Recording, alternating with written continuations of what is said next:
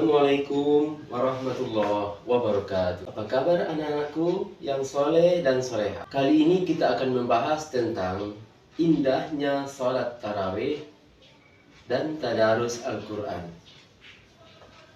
Baik anak kami, sebelum kita lebih lanjut mengikuti pembelajaran kita, terlebih dahulu Bapak sampaikan tujuan pembelajaran kita pada hari ini. Setelah kita mengikuti pembelajaran hari ini, anak-anak kami diharapkan mampu menjalankan salat tarawih dan tadarus Al-Quran sebagai wujud ketaatan kepada Allah SWT dan Rasul-Nya. Setelah mengikuti pembelajaran ini, anak-anak kami diharapkan mampu menunjukkan sikap tekun sebagai wujud ketaatan kita kepada Allah Subhanahu wa taala dan implementasi dari pelaksanaan salat tarawih dan tadarus Al-Quran. Setelah pembelajaran ini nantinya anak-anak kami diharapkan mampu memahami pelaksanaan dan tata cara salat tarawih dan tadarus Al-Quran. Selanjutnya, setelah pembelajaran ini, anak-anak kami diharapkan mampu mempraktekkan bagaimana tata cara pelaksanaan salat tarawih dan tadarus Al-Quran. Nah, untuk lebih jelasnya, marilah kita ikuti pembelajaran berikut ini. Indahnya salat tarawih dan tadarus Al-Quran. Salat tarawih. Apakah salat tarawih itu? Salat tarawih ialah salat malam yang dikerjakan pada malam hari di bulan Ramadan. Salat ini sangat dianjurkan. Boleh dikerjakan sendiri-sendiri atau berjamaah. Dilakukan sesudah salat Isya sampai waktu fajar. Bilangan rakaat salat boleh dilakukan 8 rakaat dan boleh 20 rakaat. Salat tarawih dalam bahasa Arab adalah bentuk jamak dari tarwihatun yang berarti waktu sesaat untuk istirahat. Dinamakan demikian karena para sahabat melaksanakannya dengan beristirahat setelah selesai setiap 4 rakaat. Pada saat istirahat, ada kalanya diselingi dengan membaca Al-Quran. Bagaimana cara mengerjakannya? Pada masa Nabi, salat tarawih dikerjakan sama seperti salat sunnah biasa. Yang membedakannya adalah niatnya.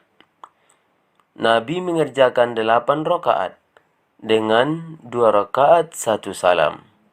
Selanjutnya, dilanjutkan dengan salat witir sebanyak 3 rakaat.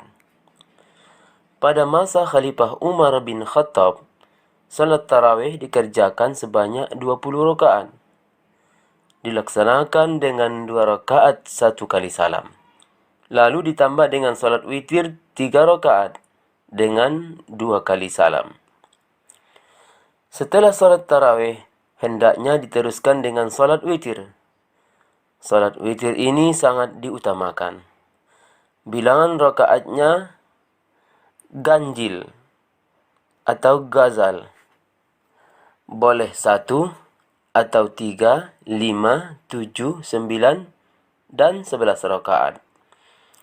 Nabi pernah mengatakan, sesungguhnya Allah Subhanahu wa taala itu witir atau esa dan suka kepada witir. Maka salat witirlah, wahai ahli Quran. Salat tarawih memang indah dan menyenangkan. Begitu memasuki awal bulan, kaum muslimin laki-laki dan perempuan, orang tua, pemuda dan anak-anak berduyun-duyun menuju masjid dan musola sambil menyandang sajadah dengan wajah gembira segera melaksanakan salat tarawih berjamaah.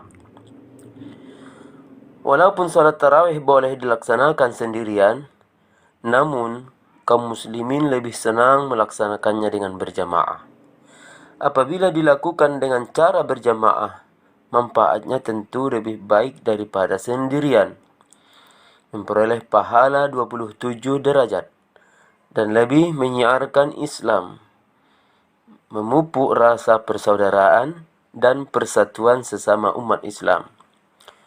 Rasulullah SAW menganjurkan kepada kaum muslimin untuk menghidupkan malam-malam bulan Ramadan dengan memperbanyak qiyamul lail, artinya bangun di malam hari, melakukan ibadah seperti salat sunnah, membaca Al-Quran, berzikir, membaca buku-buku yang bermanfaat, dan pada saat sahur sebaiknya tidak menonton. Perhatikan dan bacalah hadis berikut. Man qama Ramadana imanan wa ihtisaban ghufira lahu ma taqaddama min dhanbih. Rawahul Bukhari wa Muslim. Artinya, barang siapa yang mengerjakan salat malam pada bulan Ramadan karena iman kepada Allah Subhanahu wa taala dan karena mengharapkan pahala, maka akan diampuni baginya dosa yang telah lalu. Hadis riwayat Bukhari Muslim. Apa keutamaan salat tarawih? Keutamaan salat tarawih diantaranya ialah sebagai berikut. Dapat menambah ketaatan kepada Allah SWT. Allah SWT mengampuni dosa-dosanya. Pahala ibadah ditulis seperti salat satu malam penuh. Mempererat silaturahmi sesama kaum muslimin. Anak-anak semuanya, berikutnya pembahasan tentang tadarus. Tadarus Al-Quran. Apakah tadarus Al-Quran itu? Tadarus berasal dari kata darosa yang artinya mempelajari, meneliti, menelaah, dan mengambil pelajaran. Tadarus Al-Quran berarti mempelajari Al-Quran. Tadarus dapat dilakukan sendirian atau bersama-sama, baik di rumah, musalla, atau masjid. Kegiatan tadarus Al-Quran umumnya dilakukan di masjid atau musalla setelah salat tarawih. Di sekolah biasanya dilakukan pada pagi atau siang hari setelah kegiatan salat duha. Semua pelajar yang beragama Islam beramai-ramai melaksanakan tadarus Al-Quran dengan sungguh-sungguh untuk mendapatkan ilmu, kemuliaan, dan keampunan dari Allah Subhanahu wa taala. Pada masa Nabi Muhammad SAW, kegiatan tadarus Al-Quran dilakukan dengan berbagai cara. Ada sekadar membaca hingga hatam, ada yang menghafalnya, dan ada pula yang mempelajari isi kandungannya. Setiap bulan Ramadan, malaikat Jibril selalu turun untuk menyimak tadarus Nabi dan memperbaiki bila ada kesalahan. Apa manfaat tadarus? Tadarus Al-Quran mengandung banyak manfaat, antara lain seperti di bawah ini. Menumbuhkan kecintaan kepada Al-Quran. Menumbuhkan kecintaan kepada Al-Quran. Memperlancar membaca Al-Quran. Terlatih membaca dan mencintai Al-Quran, mendapat pahala yang berlipat ganda dari Allah Subhanahu wa taala, memperoleh ilmu tentang Al-Quran, dan memperoleh kasih sayang, kebaikan dari Allah Subhanahu wa taala.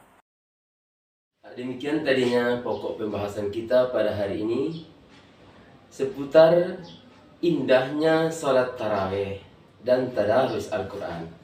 Semoga anak kami bisa memahami dan apa yang kita pelajari pada hari ini memberikan manfaat bagi kita semuanya. Marilah kita tutup pertemuan kita ini dengan mengucapkan Alhamdulillahirrahmanirrahim. Wassalamualaikum warahmatullahi wabarakatuh.